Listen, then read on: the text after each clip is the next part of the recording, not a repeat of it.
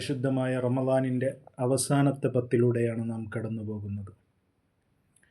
മഹദിയായ ആയിഷ ബീബി റളിയല്ലാഹു അൻഹ ഒരിക്കൽ മുത്തുനബി സല്ലല്ലാഹു അലൈഹി വസല്ലമ തങ്ങളോട് ചോദിക്കുകയുണ്ടായി, ഇന്നത്തെ രാത്രിയുടെ അടയാളങ്ങൾ വെച്ച് ലൈലത്തുൽ ഖദറാണെന്ന് ഞാൻ മനസ്സിലാക്കിയാൽ ആ ലൈലത്തുൽ ഖദറിൻ്റെ രാത്രിയിൽ ഞാൻ എന്താണ് കൂടുതലായി ചൊല്ലേണ്ടത് എന്ന് മുത്തുനബി സല്ലല്ലാഹു അലൈഹി വസല്ലമ തങ്ങളോട് ചോദിച്ചപ്പോൾ അവിടുന്ന് പറയുകയുണ്ടായി, അല്ലാഹുമ്മ ഇന്നക അഫുവുൻ തുഹിബ്ബുൽ അഫ്വ ഫഅഫു അന്നി.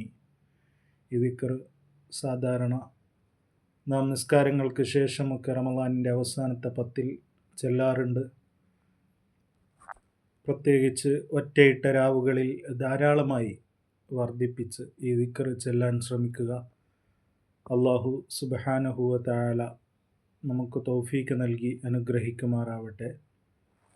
അസ്സലാമു അലൈക്കും വറഹ്മത്തുള്ളാഹി വബറകാതുഹു.